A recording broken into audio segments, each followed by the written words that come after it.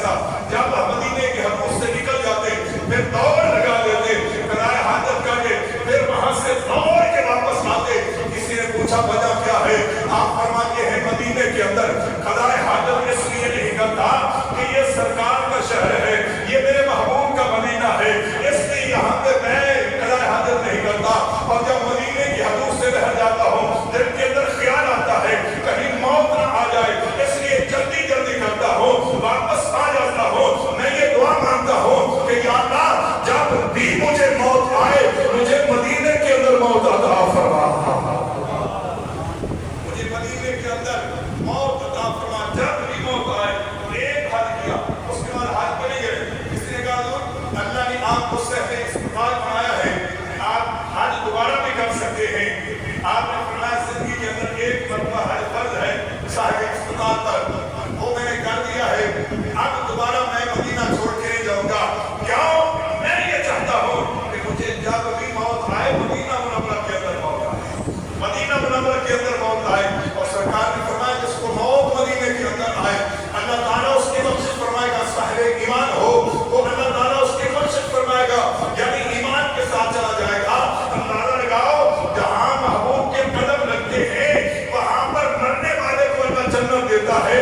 اندازہ لگاؤ سرکار کے پورے وجود کی کتنی برکتیں ہوں گی. یہ مدینہ کتنی عظمت والا ہے, یہ کتنی شان والا ہے. میرے کریم نبی علیہ السلام کے علماء بات یہ ہے کہ جو مدینے کے اندر مر جائے اسے اللہ اتنی شفا اتنے جناب والا کرم کرتا ہے, اسے جنت دیتا ہے. اور یہ کوئی ہمارے دعوے نہیں ہے, یہ حضرت سیدنا فاروق اعظم رضی اللہ تعالیٰ عنہ آپ نے دعا مانگی تھی اللہم ارزقنی موت شہادت, یا اللہ مجھے شہادت کی موت عطا فرما. حضرت عمر یہ دعا مانگ رہے تھے کہ یا اللہ مجھے شہادت کی موت عطا فرما, شہادت کی موت عطا فرما.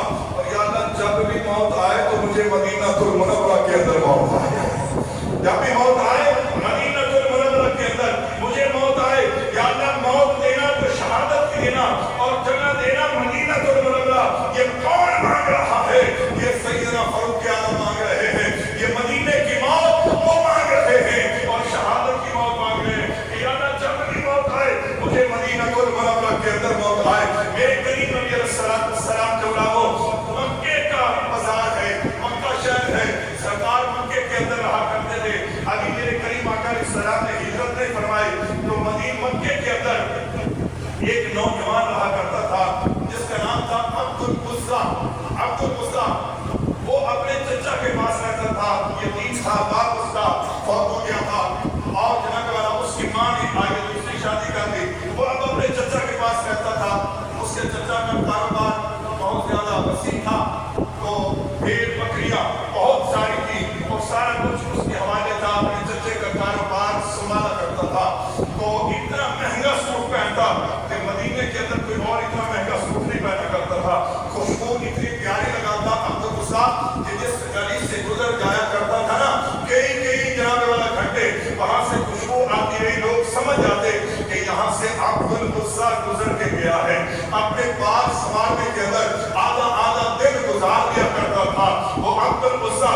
لیکن ایک دن مکے کی گلی کے اندر وہ آ رہا ہے, اب اس نے سوٹ بھی پہنا ہے بڑا مہنگا, جناب والا ملک عرب کی مہنگی منڈیوں کے مہنگے برانڈ اس نے پہنے ہیں. خوشبو بڑی پیاری لگائی ہے, زلفیں سواری ہیں, سرما لگایا ہے, بازار کے اندر آ رہا ہے. سامنے محبوب خدا آ گئے, سامنے امام الانبیاء آ گئے, سامنے وہ سہاگ کے چہرے والے آ گئے, لیل کی زلفوں والے آ گئے, علم نشرہ کی چھاتی والے آ گئے. حسینوں میں وہ حسین ایسے کہ محبوب خدا ٹھہرے, نبیوں میں ایسے نبی کہ امام الانبیاء ٹھہرے. وَأَحْسَنُ مِنْكَ لَمْ تَرَ قَطُّ عَيْنِي وَأَجْمَلُ مِنْكَ لَمْ تَلِدِ النِّسَاءُ خُلِقْتَ مُبَرًّا مِنْ كُلِّ عَيْبٍ كَأَنَّكَ قَدْ خُلِقْتَ كَمَا تَشَاءُ. پھر اعلیٰ حضرت گولڈن پیر مہر علی نے قلم اٹھایا, تصور کے اندر قلم نہیں اٹھایا, سرکار کو ہمراہ کی وادی کے اندر دیکھے. جب سرکار نے فرمایا او مہر علی تو نے سنتے چھوڑ دی, سرکار کو دیکھا نا